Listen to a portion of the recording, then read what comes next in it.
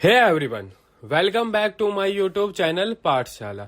आज जो पोएम हम डिस्कस करने जा रहे हैं उसका नाम है the Negro speaks of reverse, जिसे लैंगस्टन ह्यूग्स ने लिखा था और यह क्राइस्ट मैगजीन में 1921 में पब्लिश हुई थी। लैंगस्टन ह्यूग्स का लाइफ पीरियड 1901 से 1967 का है। वो एक अमेरिकन पोइट थे। ह्यूग्स को leader of the Harlem Renaissance के नाम से भी जानते हैं। उनके कुछ फेमस वर्क्स है द वियरी ब्लूज जो 1926 में पब्लिश हुई और the ways of the white folks जो 1934 में पब्लिश हुआ।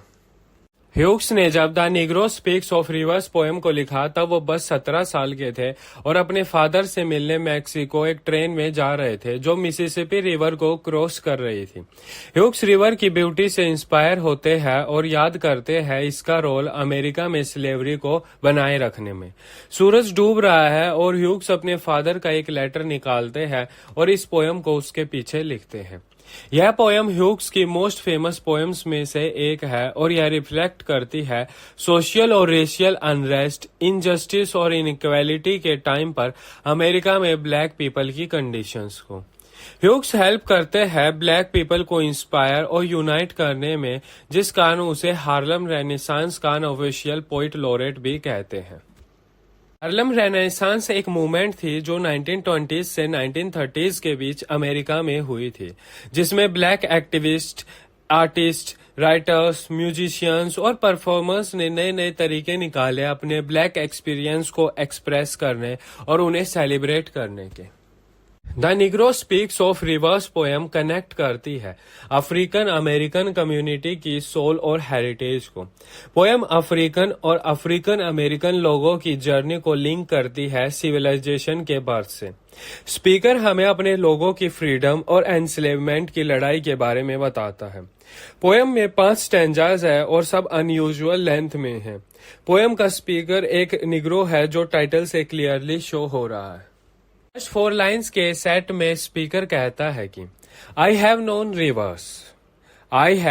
Reverse ancient as the world and older than the flow of human blood in human veins.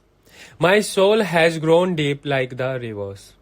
Poem की बिगनिंग में स्पीकर काफी सारी रिपीटिशंस को यूज करता है। हम टाइटल से एज्यूम कर सकते हैं कि पोएम का स्पीकर एक ब्लैक पर्सन है, क्योंकि फर्स्ट लाइन में फर्स्ट पर्सन का यूज किया गया है। पोएम की फर्स्ट लाइन यह सजेस्ट कर रही है कि स्पीकर रिवर के बारे में बात करने के साथ साथ वो इन्हें जानता भी है।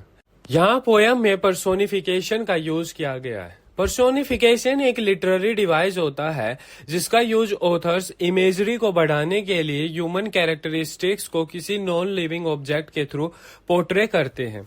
स्पीकर आगे कहता है कि वो इन रिवर्स के इतने क्लोज हो गया है कि वो अब इन्हें जानता है। Starting line I have known reverse को दोबारा सेकंड लाइन की स्टार्टिंग में स्पीकर रिपीट करता है और बताता है कि वो ऐसे ही किसी रिवर की बात नहीं कर रहा है, वो एंशियंट रिवर्स की बात कर रहा है जो हम ह्यूमंस के आने से पहले से है, और कह रहा है कि ये वाटर बॉडीज, ये रिवर्स हमारे वर्ल्ड की हिस्ट्री में काफी इम्पोर्टेंट है। स्पीकर कहता है कि इन रिवर्स का वाटर ह्यूमंस की वेन्स में फ्लो हो रहे ब्लड से बहुत पुराना है। अर्थ के ये फीचर्स ह्यूमंस से ऊपर कंसिडर किए गए हैं।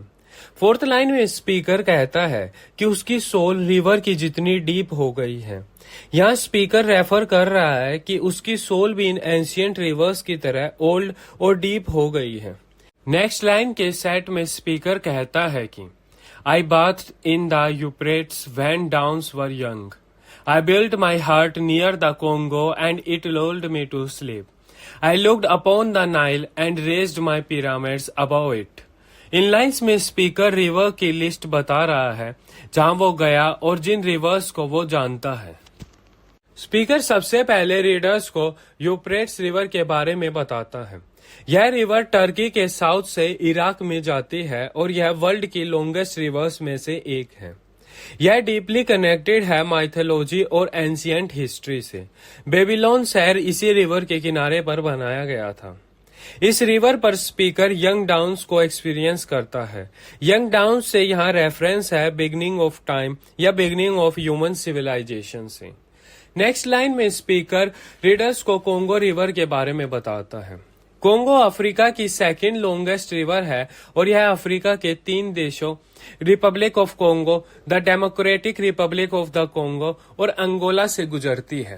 इसमें पोइट कहता है कि उसने कोंगो रिवर के किनारे अपनी एक हट बनाई है और रिवर की आवाज एक लुलेबी की तरह उसे सुला देती है। यह काफी इंटीमेट वे है एक रिवर को जानने का। स्पीकर का यहाँ रिवर्स के साथ पर्सनल कनेक्शन शो हो रहा है। नेक्स्ट लाइन में स्पीकर नाइल रिवर के बारे में बताता है।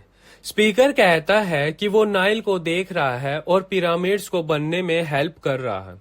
यह क्लियरली है शो कर रहा है कि स्पीकर उन पीजेंट्स या स्लेव्स में से है जो इजिप्ट के फेरोज के लिए काम करते थे। नाइल रिवर वहां के लोगों के लिए लाइफ का सोर्स है। स्पीकर यहाँ खुद को अलाइन कर रहा है अपने अलग अलग समय के मोस्ट इम्पोर्टेंट नेचुरल एलिमेंट्स के साथ। फाइनली स्पीकर एंशियंट टाइम से मॉडर्न टाइम्स में आता है और मिसिसिपी रिवर के बारे में बताता है। वो कहता है कि प्रेसिडेंट लिंकॉलन न्यू ऑरलिन्स गए थे तब स्पीकर मिसिसिपी रिवर की साउंड को सुन रहा था। यह लिंकॉलन की एक पर्टिकुलर ट्रिप का रेफरेंस है।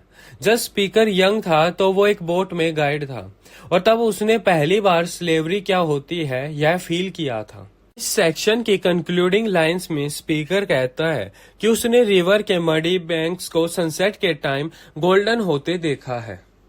एंडिंग सेट ऑफ लाइंस में स्पीकर कहता है कि I have known rivers, ancient dusky rivers. My soul has grown deep like the rivers.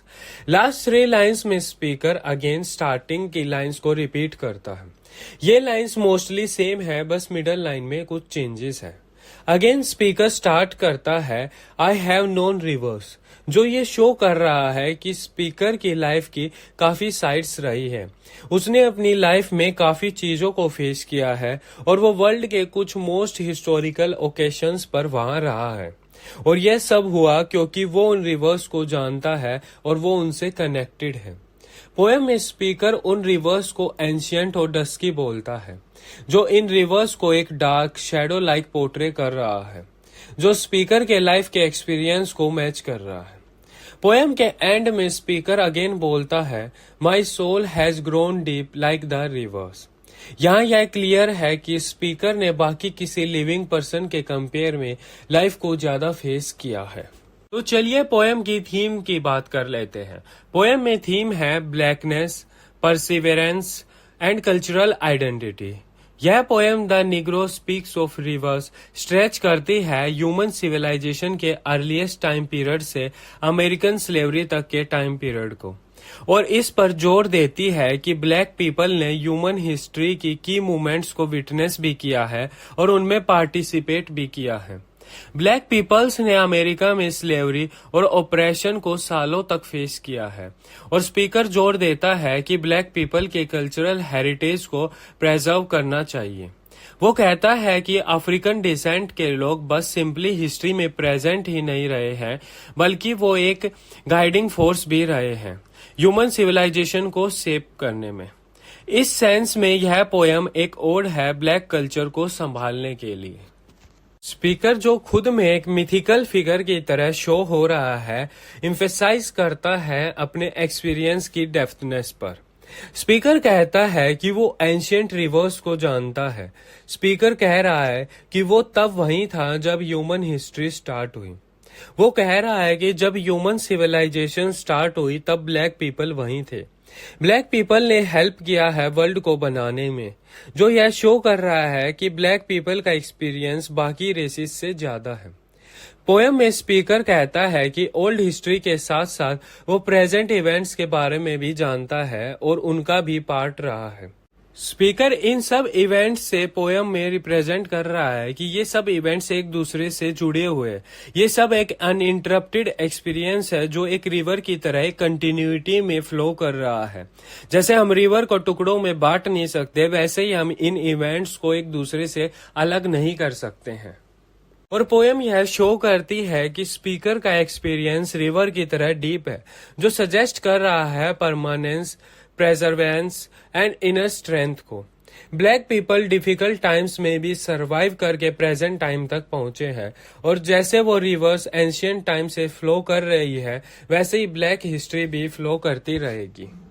So thank you guys, that's it for today. Do like, share the video and subscribe the channel.